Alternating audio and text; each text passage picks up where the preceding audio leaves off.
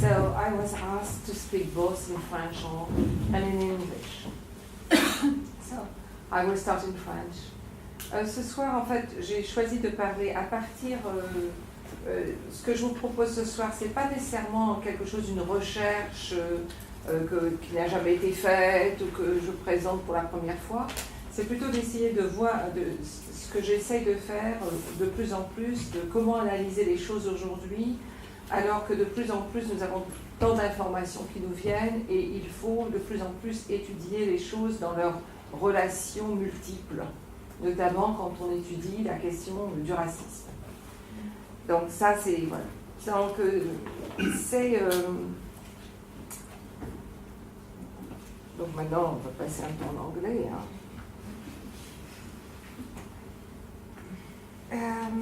So the question is how to study the multiple cause and form and consequences of oppression today with what we have learned with post-colonial studies, feminist studies, cultural studies, indigenous people studies, critical science and technology. You know, how to do that from the point of view of the subaltern and the racialized group.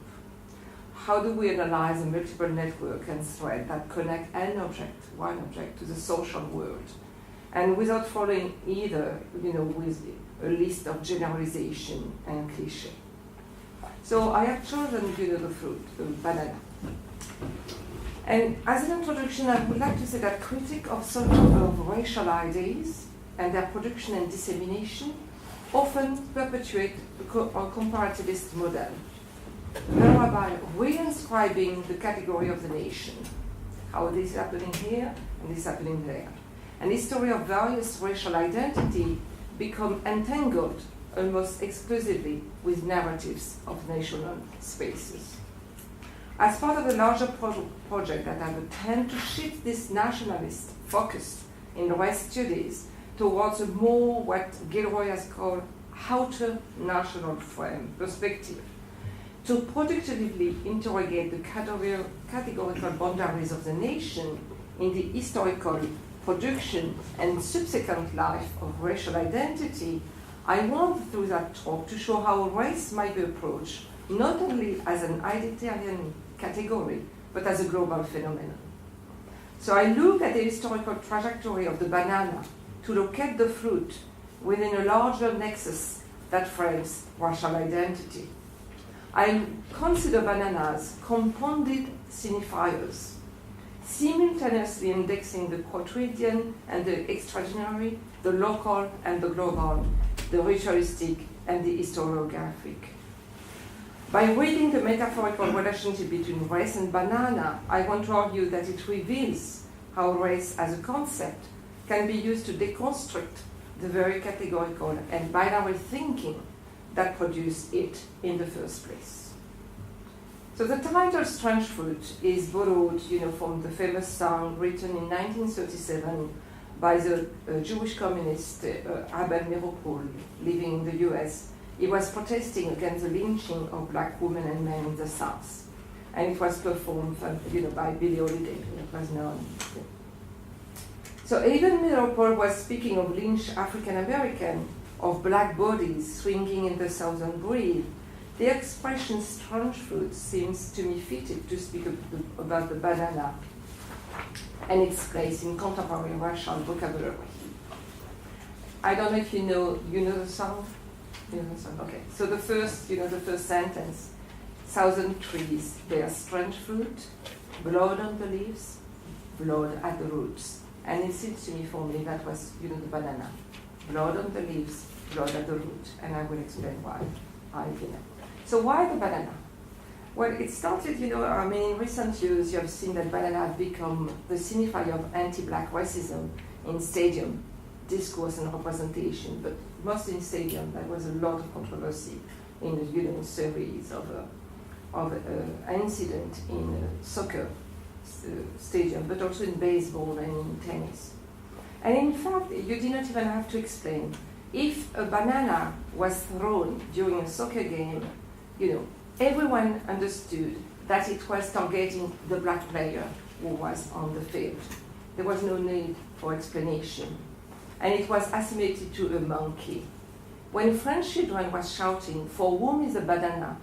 for the gamin, everyone understood that it was targeting the French Minister of Justice then, who was Christiane Taubira, a black woman. So it has been the racialized status of the banana that has interested me. The relation between bananas, black and monkey, emerged in racial imagery at the end of the 19th century and became pervasive in the 20th century. As late as 1958, during the World Exhibition in Brussels, white people were seen giving banana to a black little girl, throwing banana to a black little girl. The connection between black bananas re-emerged more visibly in the 1990s, as I said, in stadium and political life. They became again the signifier of anti-black racism. So that was the first reason. But the second reason I've been interested in banana is because banana's production and distribution not only have a connection with colonial slavery, but also closely associated with US imperialism, the geopolitics of race, racialized environmental policies, and racialized sexualities. So that's why, that's why I was interested in the banana. I was also interested in the banana because it's one of the world's most important crops, grown by small and large-scale producers alike.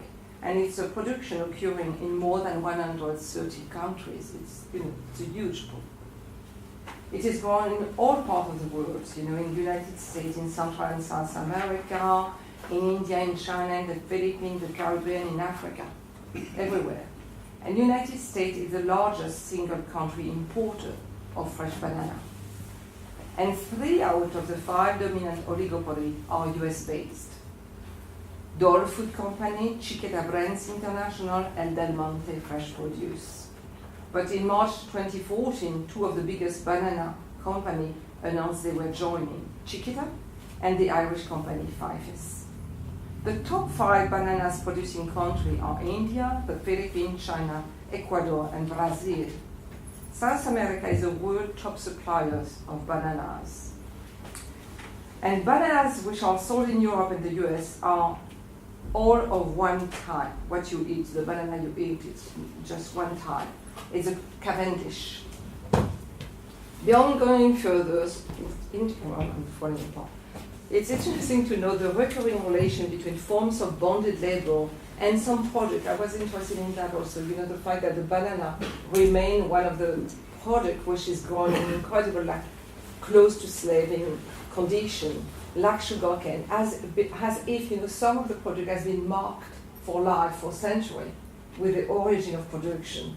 There is cacao, sugar, coffee, and banana. It's almost as if it's impossible to have decent living and working condition related with this project. As if the origin was being marked by slavery and colonialism, as was imprinted of that. There was constant scandal on, cacao plantation, coffee plantation, banana plantation, sugarcane plantation, even though, with the kind of progress. So I was also interested in that.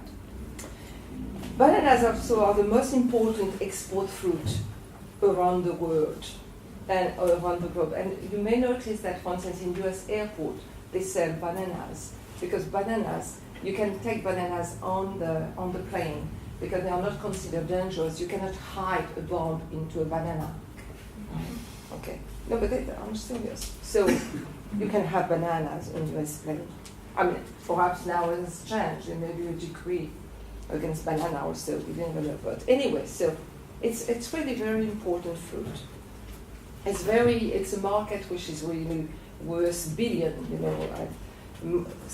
5 to 7 billion US dollar a day. And so it's a really big business. It's a big business, and there are millions of tons of bananas grown annually.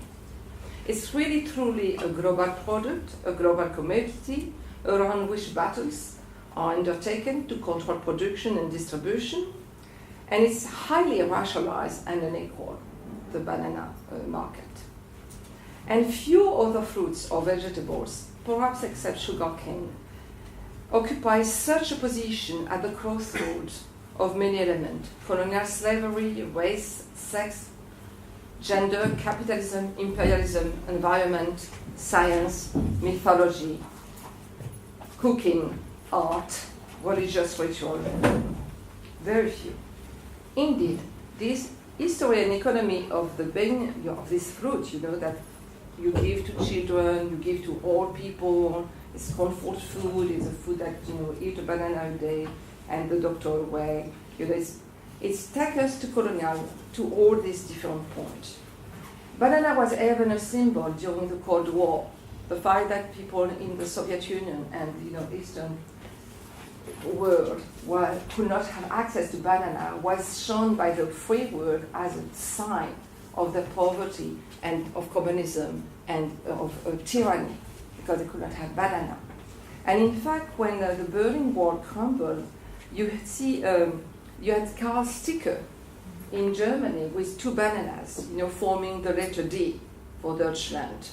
So it was to show you how the banana has played a critical place. And then the banana, which has become such a potent symbol of male sex, is an asexual fruit. So that's also quite interesting. What represents the male sex is in fact a fruit without sex. So looking at the banana in the global transnational context challenge for me the inscriptions of Russia in the category of the nation. And looking at the history of the tropical fruit across time and space and in the long durée allow us to shift the nationalist focus towards a more, what, as I say, Gilroy called the outer national perspective. Yet if the history of the banana is connected to the colonial experience and to imperialism, and as such to many of the characteristic racist experience and relationship, what is today? I'm just talking about the past, or I'm talking also about today. In the history of the banana, help us to understand current racial formation. And this is a question, and I say yes, beside effectively the connection, the living and working condition associated on banana plantation to slavery almost, there are also the new conditions are very interesting also. The incredible presence of NGOs around the banana plantation, the concentration of oligopoly, the vast network of subsidiaries, the desire in a rich country to consume ethically without pesticide, and the greater importance of science. And this division in the banana that we can look at between consumer and producer, which emerged in the 18th century with the question of sugar and tobacco and other product of slavery, is firmly entrenched. So I will start by a short history of the banana. Where's coming the banana? I don't know, but I thought it was interesting also. In fact, the origin of banana are very complex. Archaeologists say that it was in New Guinea that humans first domesticated that fruit. From New Guinea, the fruit traveled to the Philippines and then across the tropics.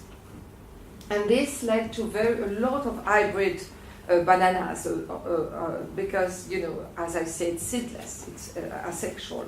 And so to a lot of different domesticated varieties. That's very important for what will follow, what I will talk about further. So in fact, one banana from, a kind of banana from New Guinea and hundreds of different kind of bananas around the world. And then they arrived in India, Indonesia, Australia, and Malaysia. They were grown in Africa really quite early, and reached Madagascar also. You can find the reference to banana in Buddhist literature quite early, and also Alexander the Great talked about the banana when he went to India. And they were you had a banana plantation in China by the 3rd century BC. So banana was spreading around the world. You already had plantation. It was already used in ritual and in cooking, but it was not quite totally, as rich everywhere. And it was Islam which led to the second rediscovery of banana around the Indian Ocean world, for instance. In the 11th century, there were references about the banana in Islamic literature, and Muslim merchants carried the banana along trade route to various places in South Asia and the Middle East. So there was a second moment of spreading, and it reached Spain and North Africa then. And it's certainly, it's likely that Muslims carried the banana from Eastern to Western Africa. And the third wave of banana diffusion occurred in Asia in the 13th century. And Japanese cultivator by then had specific banana varieties that for their fibers that they use as textile for clothes. For those who know Japanese textile history, that at one point banana fibers were used for clothes. So it was still very small scale operation for local consumption or for local use. So it was slave trade that was a turning point, really a turning point in terms of this. By the 15th and 16th century, Portuguese colonizer has established a coast throughout Brazil, and it spread to the sugar plantation of the New World and the Caribbean. The banana had two major uses. The first was an intercropping plant, because the banana plant, with its leaf, was a perfect crop to shade coffee, cacao, and pepper. So cacao and pepper is the banana. So that was very important for the plantation owners. And second, banana fed the enslaved population. So it was very important.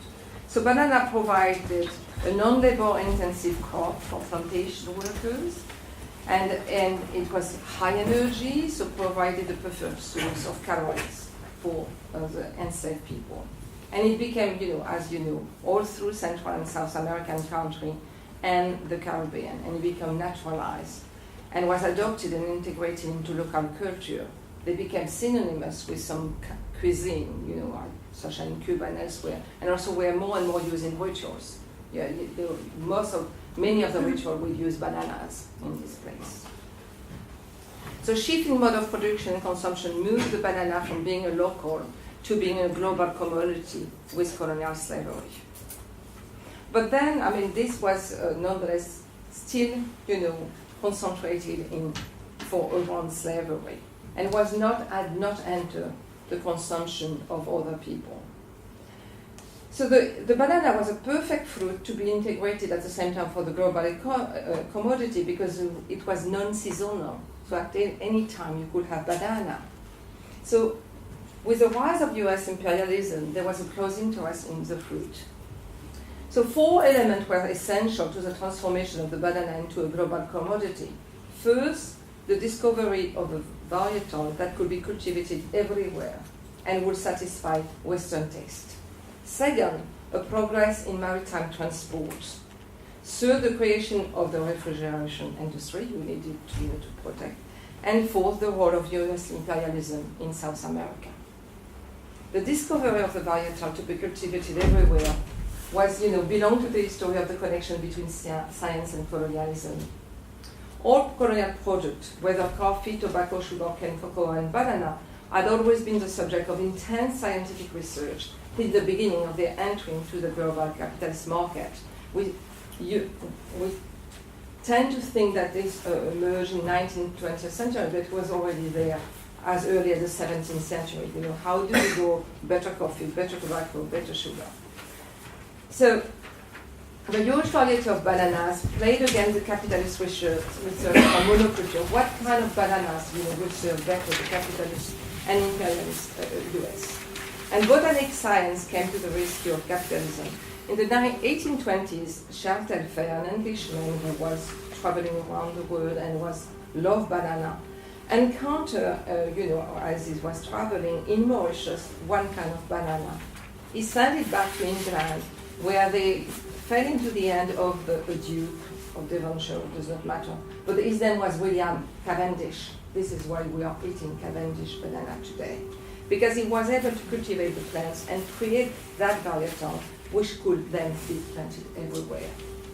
It was formally recognized in 1836, and from then on, it was spread around the world, destroying the other kind of banana into Hawaii, Australia, and everywhere. But it remained an exotic fruit in American cuisine well into the 1870s. In 1871, banana exports in the United States were valued at around $250,000. By the first year of the 20th century, the banana trade had ballooned to more than $6 million. 10 years later, it had doubled that. And by the mid-1880s, so we are by the end of the 19th century, banana production has expanded from Cuba to all other islands in the Caribbean and to Central America, including Mexico, Honduras, Costa Rica, Panama, and Colombia. And this led also to, it culminated in the formation and creation of the United Fruit Company in 1899. So, and one cannot speak of the banana without speaking about the United Fruit Company. The best introduction to the connection between the banana race capital and imperialism will be Pablo Neruda's poem, La United Fruit Company, that perhaps you know. And the United Fruit Company dominated the world production and trade of banana until the 1980s with plantation all over the Caribbean and Central America. It was called El Pulpo, the octopus, and it found close support in with right-wing government, exempting it of taxes and helping it with the repression of union. Right-wing government forced people to abandon their land, to clear forests, to install plantation, and to work in banana plantation for El Pulpo. And three elements contributed to the popularity of the banana into the US. It was cheap, fruit began to be seen and increasingly important to health. It was safe. And finally, the banana peel ensure its sterility. So consumer can consume fruit which is germ-free and nutritious. So you can use pesticide and insecticide on the banana, but the consumer, when he or she will eat the fruit, it will be germ and pesticide free. So that was a fantastic, of course, discovery. So I'm invited. I'm an invité, I suppose. I wanted just to show you some clip and image because it was very important. I mean, there was by then, you know, Americans were not consuming enough banana. It was very important to really start to show the banana as a fruit and so to enter the home, the US home. And so the United Fruit Company enrolled film and music stars to advertise the fruit. Recipes, cooking lessons contributed to the popularity of the banana.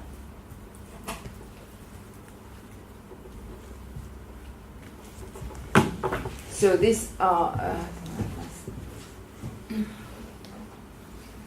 so you see good health ID, the bananas, so that's, I mean, the recipes are quite terrifying, but you know, that's a banana salad, you know.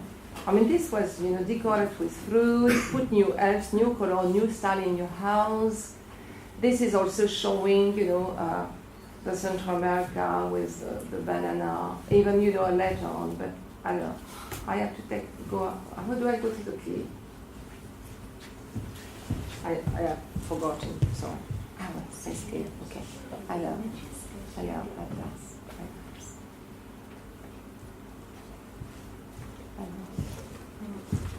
Huh?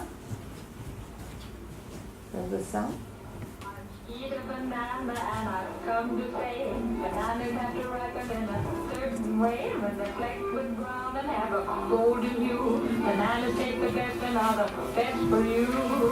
You can put them in a salad. Green? No, not yet, my dear. That greenish way you're looking means that you are ripe for cooking. How about me? No, when you are fully ripe, my dear, those little flecks of brown appear. Baby. You're most digestible, my friend. Delicious too from end to end. You can put them in a pie, any way you want to eat them.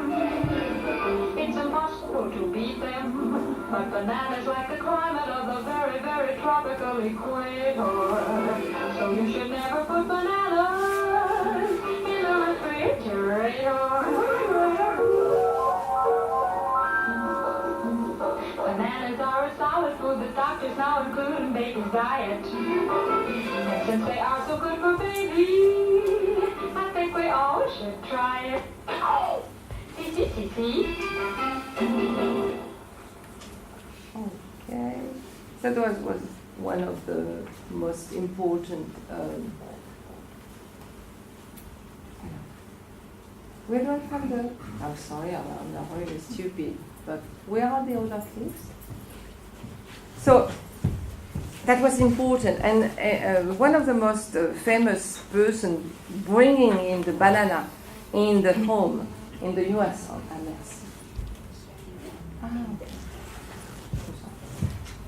was Carmen Miranda.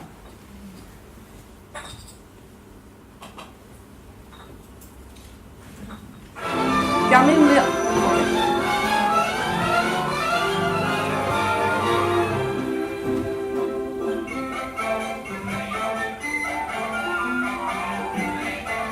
So you see, you have the monkey, little monkey, all the symbols.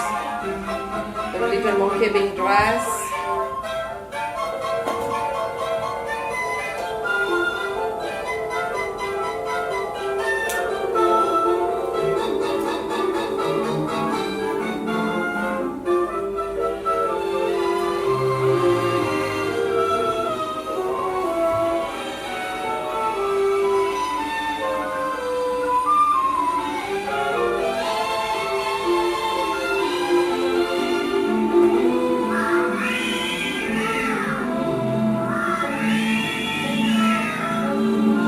I don't think I need to comment.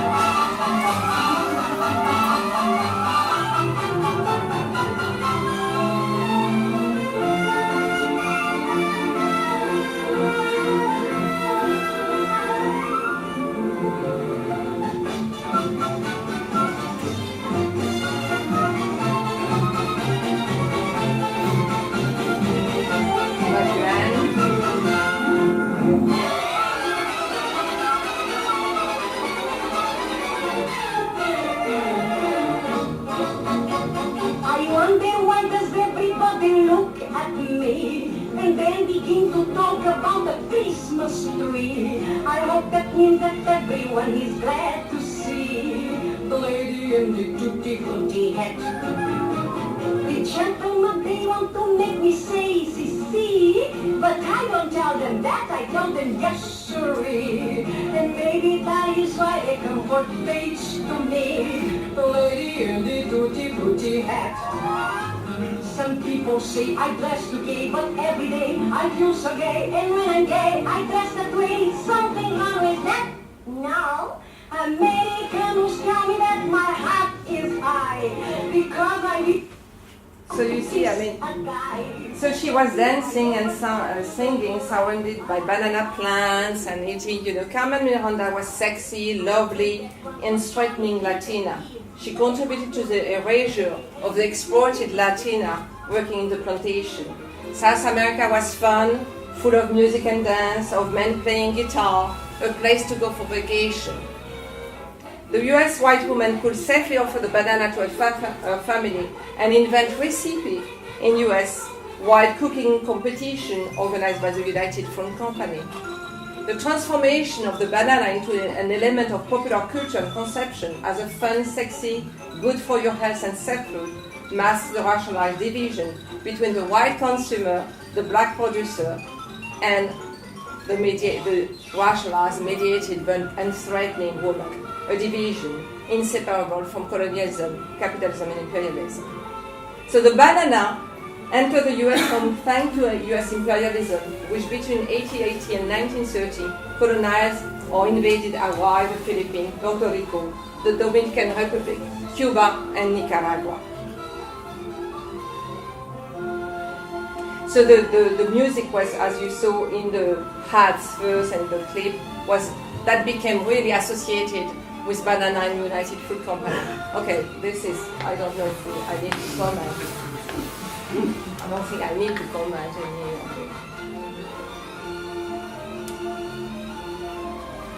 All the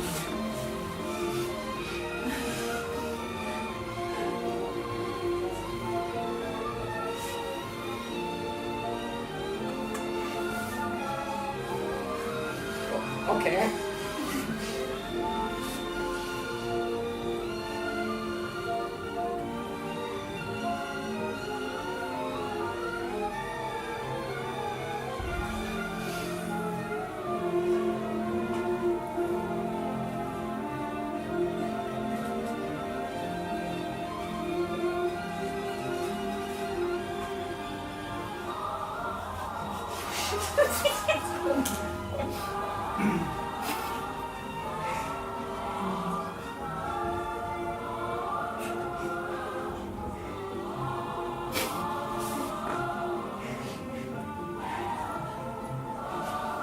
I mean, okay.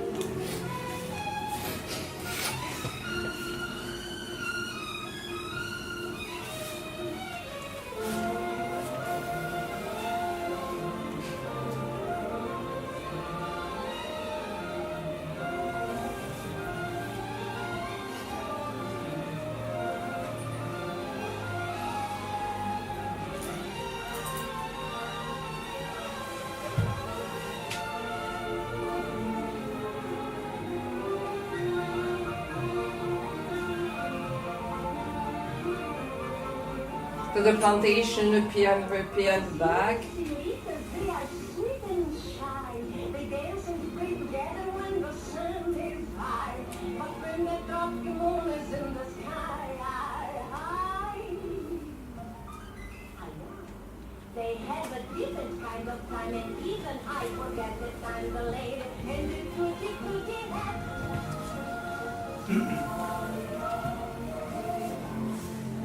So I will not answer to you, by interpreting the clip. I think you can find all the connection between banana, sexuality, woman, gender, consumption. I mean, that was one of the first. I mean, this was shown in movie theater in the US. Was one of the first really accomplished advertisement, film advertisement.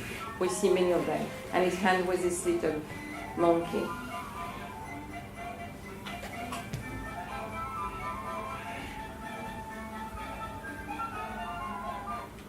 Okay.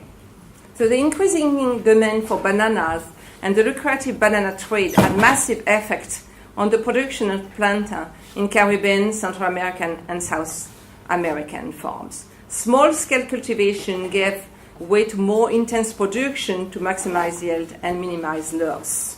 Gradually, one breed of banana began to stand out as a particularly profitable fruit. And it was a perfect candidate for plantation monoculture, rapidly supplanted all other banana grown in Central America.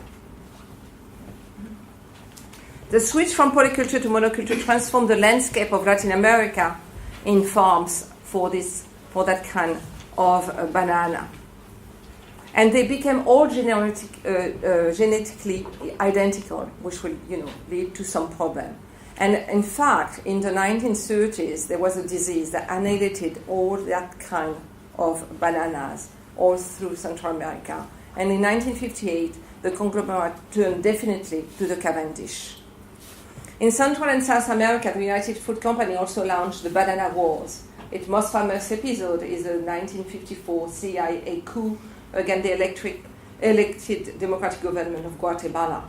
The population had overthrew the right-wing dictatorship and had elected the democratic and socialist-leaning government. And the US launched a campaign with accusation of communism against, of course, that government, and supported the claim of the connection between communism and anti-banana position by even producing a film which was called Why the Kremlin Hates Bananas. So, in the 1960s, under the pressure of the IMF and the World Bank, banana multinationals started to divest most of their plantation in Central America, transferring them to local grower or government. And they started even to adopt the discourse of ethical capitalism. President Eli Black of Chiquita, which was the new name of the United Fruit Company, and came from all these ads, of the Chiquita banana, declared in 1973 this banana transformed into this Latina woman, which was called Chiquita. Declared in 1973, we may well be the most socially conscious American company in the world. one aspect of the popular culture around the banana has been its sexualization connected with blackness. One of the most famous representations was Josephine Baker in 1926.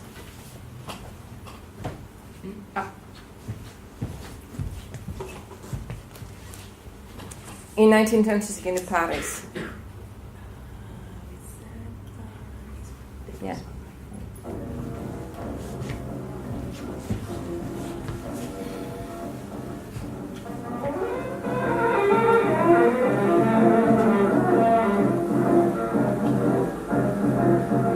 So again, all the symbols.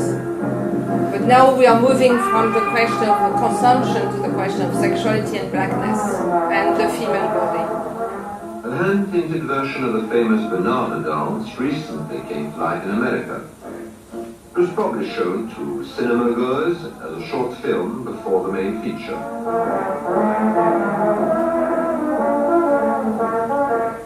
Censors saw to it that Josephine was dressed rather more modestly than she was for Paris audiences, but the setting is exactly the same. So you see there is a white This is explorer Josephine sleeping Baker on the stage at the Multifarious at a moment of music hall history. So he's sleeping and she is dancing. 50s, the Guatemalans So dared that's, to challenge an American business that controlled much of its economy. Sorry. So initially made of rubber, a banana skirt turned into strategically placed menacing spikes that invoke association with male organ. This was also in past what caught into a wave of what we can call negrophilia. Fernand Devois, a critic, praised Baker's performance with these words, and I quote, "Josephine Baker, our lives on the bank of the Seine were weary and depressing before you came along. You are the virgin forest. You bring to us a savage rejuvenation." She became fatu in her banana skirt, who in the show went down a tree like a monkey, with a monkey favorite tree, banana, around it, to the rhythm of a barely dressed savage man's drum, and enter into the life of a white explorer who had been sleeping underneath the tree as we saw. It became so popular that dolls dressed in banana skirt became sold across Europe by the thousands, and seeker publicizing Baker movie Zuzu, in which was developed out of this shorter performance, were distributed among fruit vendors in Paris to be placed on the banana they were selling. So the connection between banana, monkeys, blackness, and sexuality firmly entered Western imaginary. Savage sexuality, black phallus, black female body, animality. By the 1920s and 1930s, many lyrics alluded to the banana as a phallic symbol. There was, a song called "I Had Never Seen a Straight Banana" by the Happiness Ball.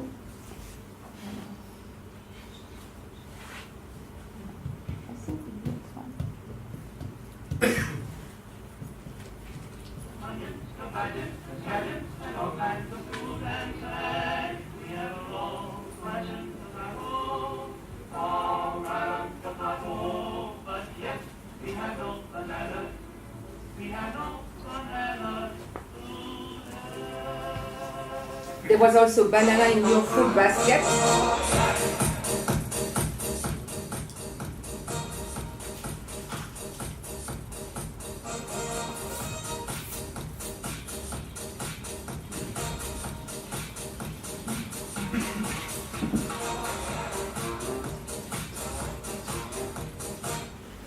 I just wanted to show you.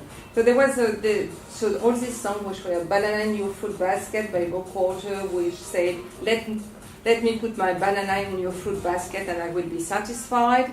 In 1943, the Berkeley performance, the lady in the Tutti Frutti hat that we saw became really like an incredible success. By the 1940s, the sexual image of the banana had become increasingly associated with racist image of the fruit. And you had the creation of Miss Chiquita character. Banana as a phallic symbol entered dancing shows through erotized, exoticized, and racialized women, either the unstraightening, cute Latina of Carmen Miranda or The Savage Black Woman of Josephine Baker.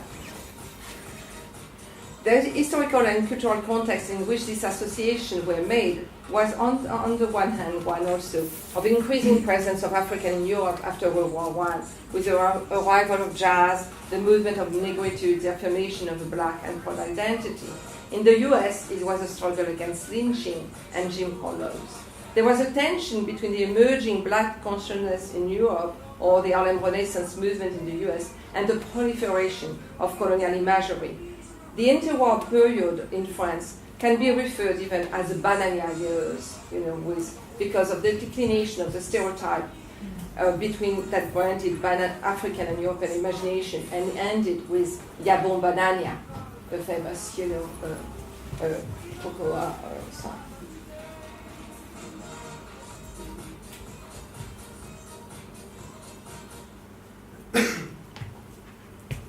Leopold Sanger, even at the time, it was so prevalent, registered protests and wrote, and I quote, "I will tear all the banana love of every wall in France." The banana had really entered, both on the one hand, the world of plantation, imperialism, capitalism, and on the one hand, the representation of blackness and sexuality. And it returned in the 1990s as a sign of anti-black racism in sport. Not only in Europe, but also in Turkey, in South and North America, and not only in soccer, but also in baseball and other sports. And players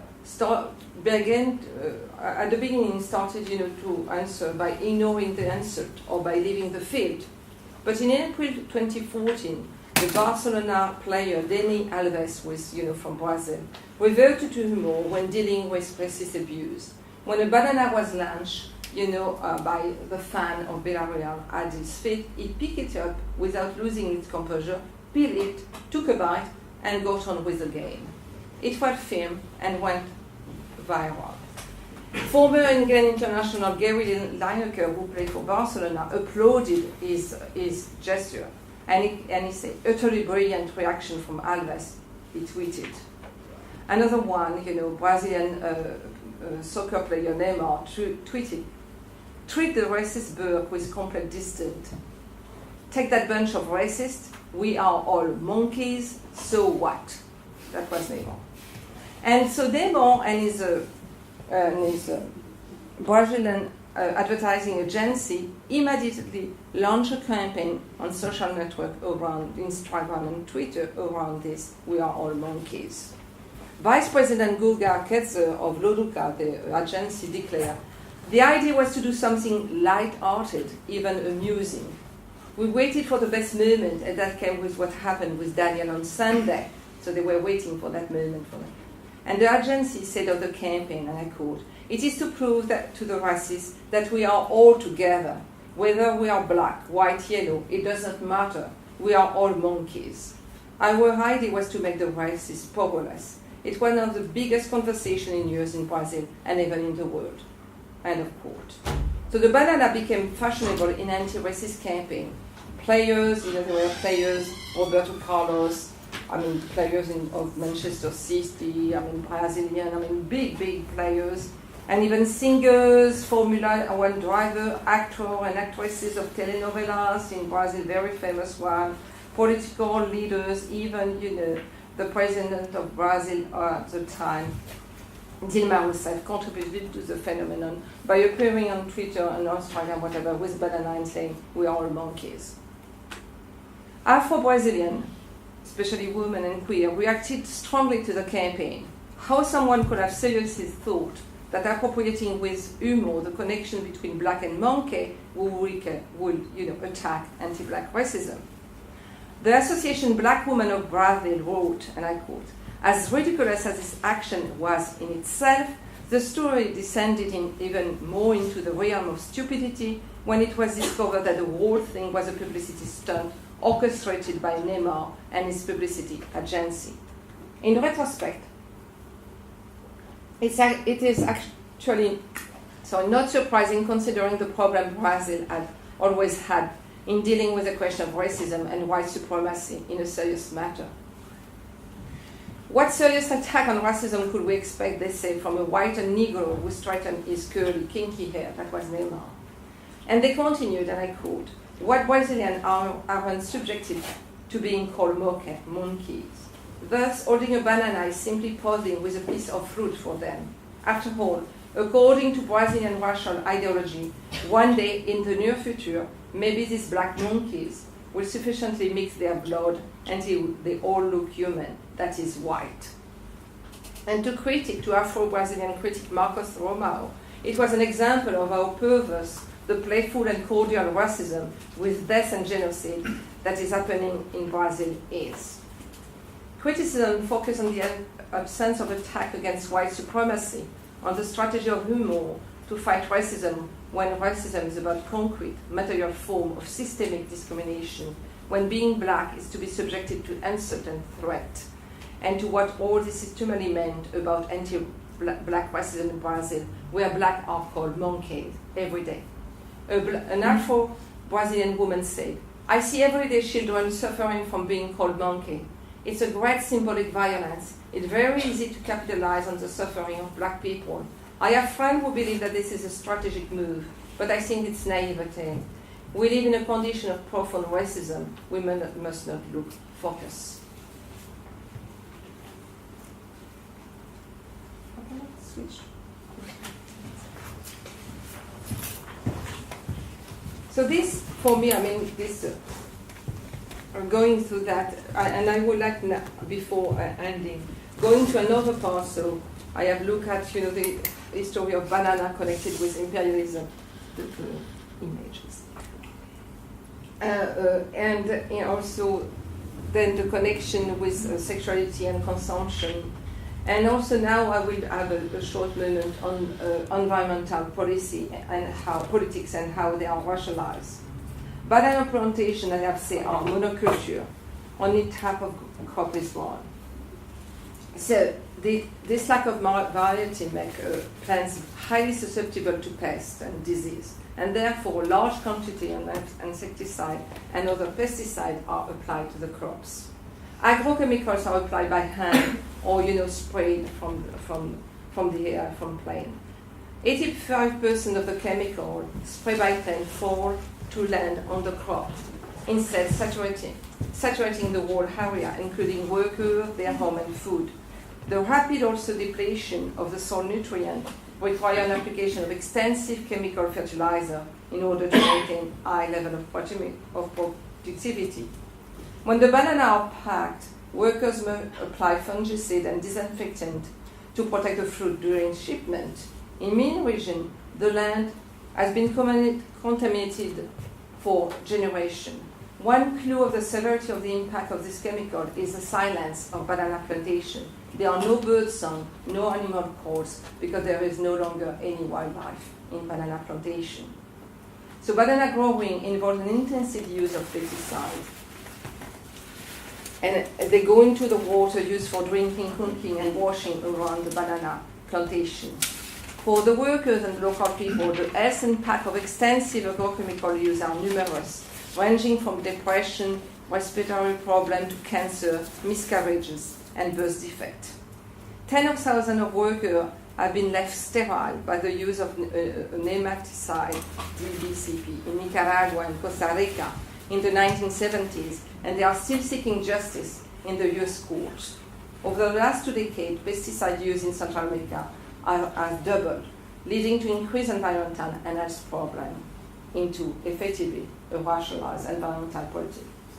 In a 2002 investigation, it was found that children as young as 8 work on banana plantation, and they began working between the age of 8 and 13. In the course of their work, they are exposed to toxic pesticides, they have to use sharp knives or machetes, and they have to haul heavy load of banana to drink in sanitary water, and are, quite often harassed. The exploitation of vast tract of land banana company has driven also out indigenous population. In every coastal region of the Caribbean, in the or in Brazil and elsewhere, indigenous people are faced with the threat of the contamination of their river, pressure on their land, the negative effect on their culture, and also, of course, being dispossessed. The 1990s have seen increased deforestation after slowing down period. In anticipation of the opening of the market for banana in Eastern Europe and the formation of the European Union, the banana company began expanding their production. So they already, they foresee that, it will. But then at the same time, sort of expanding the plantation and dispossessing people and exploiting them, they also were looking for a better kind of banana. So there was a connection between the army, big business, and scientists. Because as I say, the domestic banana is an asexual clone.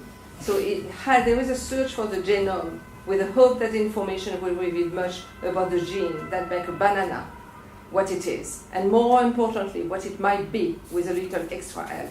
So scientists are working for the agribusiness industry to find the perfect banana that will survive any kind of, pesticides, any kind of disease, and will be also, banana have to be, European consumer can have banana like that. The banana has to look like that for the banana, and then now the boxes are organized so that you can put the banana like that, more and more banana. So all the banana that are not like that are, scientists are looking for the length. Apparently, there is a certain length that European, Western people like, a certain color for the banana, and a certain taste. So whole banana now have to look alike, because if they get out of that, they will not be even. They have been tasted, they will not be bought. So there is a search for that, because they have not. Monsanto has not yet found it, but they are looking for this perfect banana.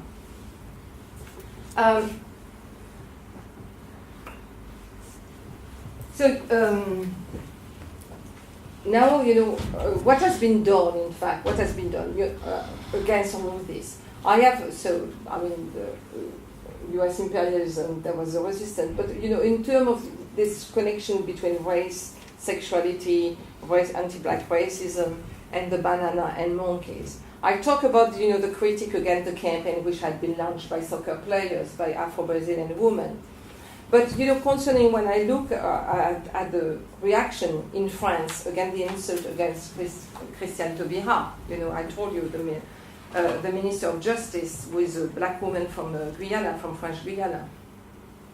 The response was totally different in France from, what happened in Brazil. In France, there was a call to Republican value, that they were insulted, and that the Republic will not suffer racism against any of its citizens, and because effectively everyone was the same. And it was necessary to educate people in that direction, without, of course, looking at structural racism in France. So petitions were launched by association and intellectual in France against the insult against Taubira.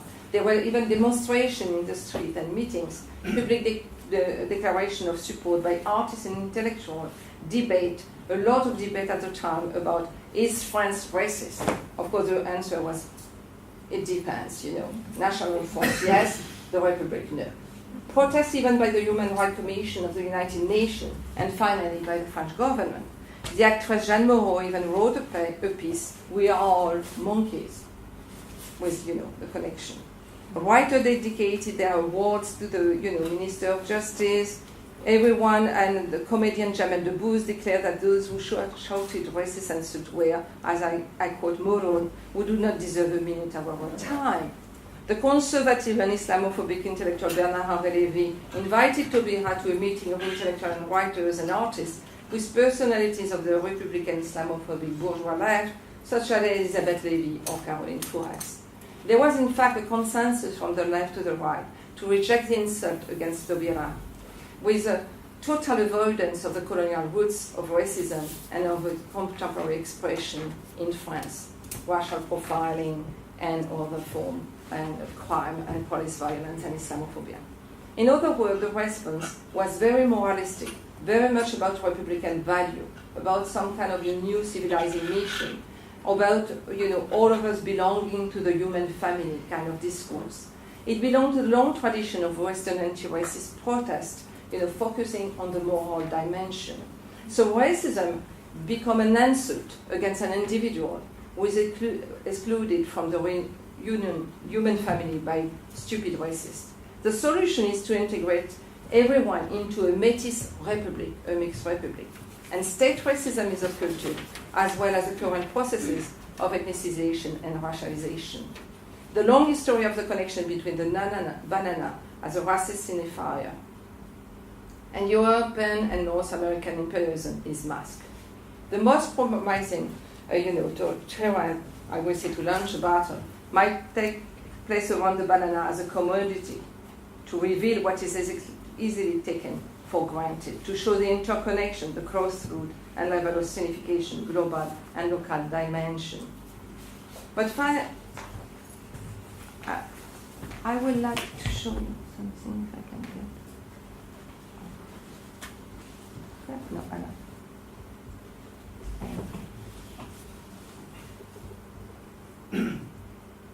I would like to show you things. Okay, I have to do like that, I suppose.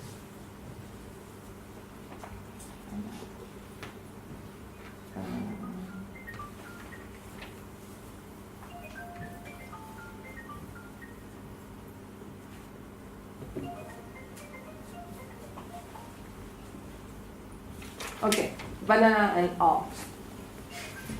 After all, we are into art school.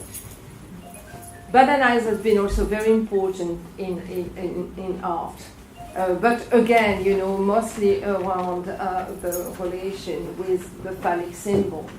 Or, for instance, here you have a woman into a banana. You have all this, you have the famous, you have Andy Warhol banana with, again, And then you have the work of Jean-François Beauclerc, who is from Martinique, and was, made a man full of banana. And on each banana, he has written words like, obese, yellow death, tropical, abîmoire, and other words like that too. Oh, sorry. That will show the connection between bananas and whole, so each banana is like that. And he let the banana become rotten in his installation. And this is the only artist I know who has, look at bananas in its old polysemic nature and its relation with history and culture, colonialism and death. But otherwise, I mean, the